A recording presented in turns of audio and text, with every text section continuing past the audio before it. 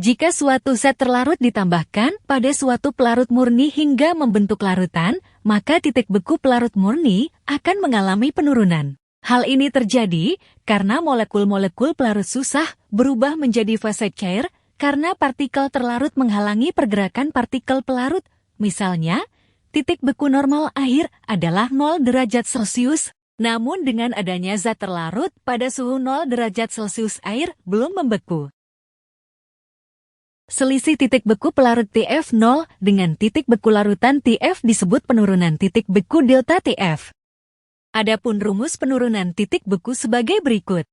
Delta TF sama dengan TF pelarut dikurang TF larutan, delta TF sama dengan TF0 dikurang TF. Delta TF sama dengan KF dikali M. Delta TF adalah penurunan titik beku, KF adalah tetapan penurunan titik beku, dan M adalah molalitas. Besarnya penurunan titik beku untuk 1 molar larutan, setiap larutan memiliki nilai KF yang berbeda-beda. Misalkan 18 gram glukosa dilarutkan pada 1000 liter air, massa jenis air sama dengan 1 gram per mililiter, KF air 1,86 derajat Celcius per molal. Berapa titik beku larutan?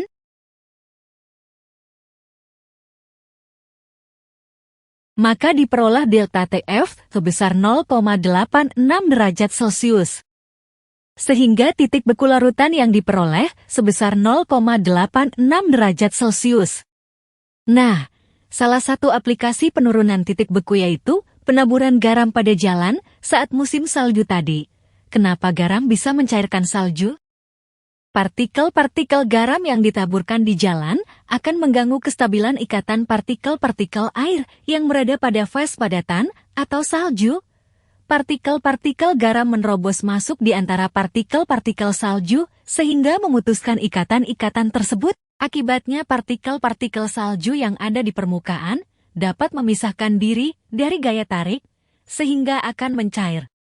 Untuk membuat gas putar diperlukan yang namanya cairan pendingin.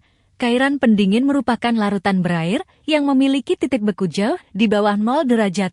Secara sederhana, cairan pendingin dibuat dengan melarutkan berbagai jenis garam ke kepingan es batu. Mungkin kalian akan berpikir, bagaimana bisa air radiator di negara yang memiliki 4 musim tidak membeku pada musim salju? Seharusnya di daerah yang memiliki iklim dingin, air radiator pada mobil akan mudah sekali membeku. Jika air radiator membeku, maka akan merusak komponen mobil tersebut.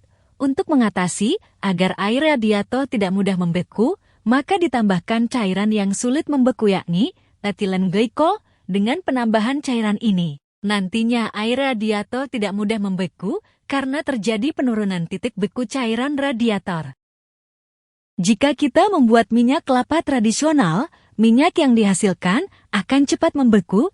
Pada pagi hari, minyak kelapa akan membeku karena memiliki titik beku yang tinggi. Untuk mengatasi hal tersebut, maka pada minyak kelapa ditambahkan garam-garaman atau vitamin E agar terjadi penurunan titik beku sehingga minyak kelapa tidak mudah membeku pada suhu rendah. Tahukah kamu kenapa hewan yang berada di kutub utara maupun di kutub selatan tidak membeku atau mati? Hal ini disebabkan karena dalam tubuh hewan tersebut terdapat zat anti beku, sehingga hewan yang berada di daerah yang beriklim sangat dingin mampu bertahan hidup.